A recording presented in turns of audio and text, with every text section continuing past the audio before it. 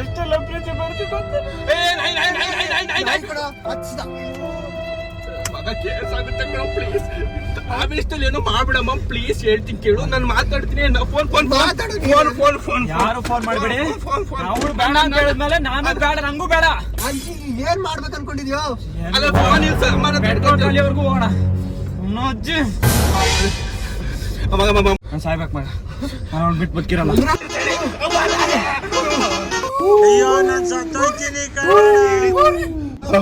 ಹೋಯ್ತು ಲಾರಿ ಹೋಯ್ತು. ಅವನಜ್ಜು ಮುಂದೆ ಟ್ರೈನ್ ಐತೆ.